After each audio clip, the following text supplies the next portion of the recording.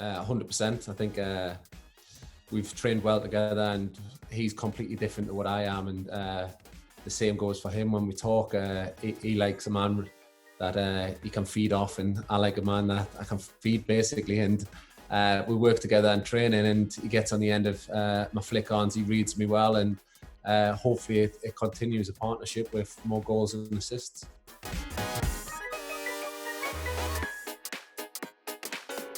Ooh, that's a hard one, that one. Well, after his performance yesterday, Darlow has to be number one. Am I putting myself in this or not? Are you only good at five-a-side or not? They're tight and that. Come on, mate. It's not all about heading. I've got decent feet as well. You don't give me that. I'd have to go... Kev Nolan has to be in there. I'm going to go up top with him. Me and him, two at the back. We go Colaccini, and I'm going to have to go Jam as well, Jamal. Yeah. Two solid at the back, two up top, solid keeper, there we go.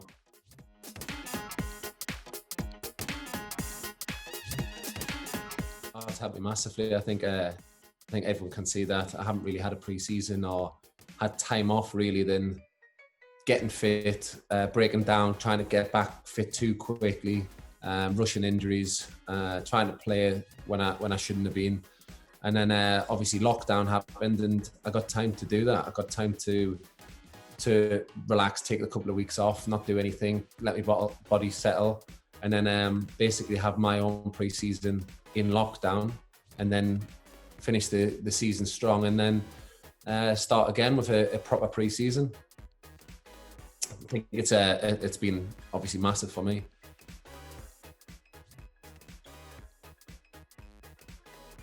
Do you know, it's mad. It's popped up a few times, but it's not me, that profile. I'm sorry to say. It was never me. I've heard it plenty of times, but it wasn't me. And I've seen it, but I've been tagged into it. It was never ever me.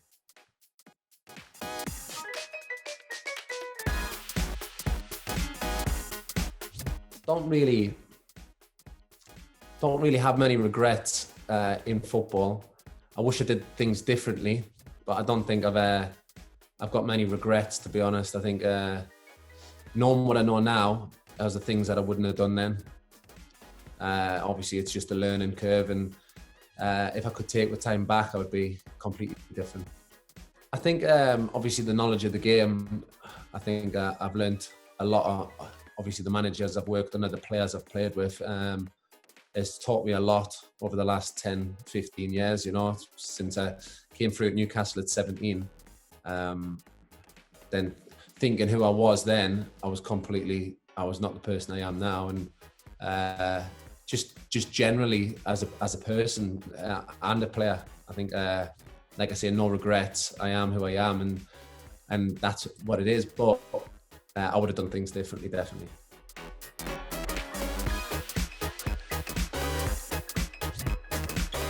We've got a tight squad, obviously with the signings coming in.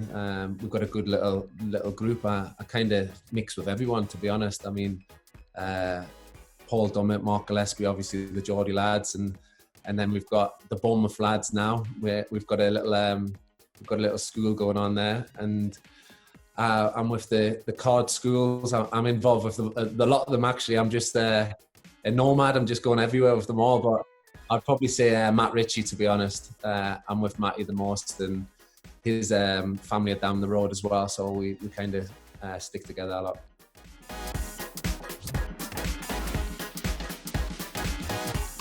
Well, since I hang around with Matt Ritchie, he sings in the car a lot, and I keep saying, "Go on, mate, you're a good singer." But he thinks I'm taking the mick out of him, but he's actually all right singer. He keeps scared in case I record him, I think, or something like that. But I can't really say Matty, but Mark Gillespie, obviously, he sang when he signed, and obviously you've seen on Twitter and that Ronan Keating offered him to come and sing on stage. So he was a good singer, he was confident, and he knew what he was doing. So I would say him. But obviously with the new signings coming in, we still haven't heard from Jeff or Callum. That was meant to be before the Tottenham game, but Callum, everyone was dinging in for Callum to get up, and he ran out. So he ran to his room and pretended he needed the toilet and didn't come back down. So we still yet to hear from Callum.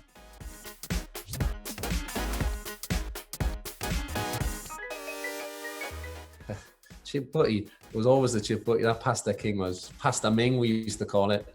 The chip butty all day long. A little bit of gravy on it was perfect.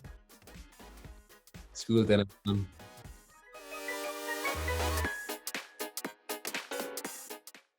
Whatever my missus tells me, she buys it. We'll put it in. That's it. She keeps on top. She tells me when I need to wash it, what I should do. I don't really know. She just buys it and that's it. But thanks for saying that. What was it? Luscious. What was that? Glorious. That's it. Glorious. Yeah.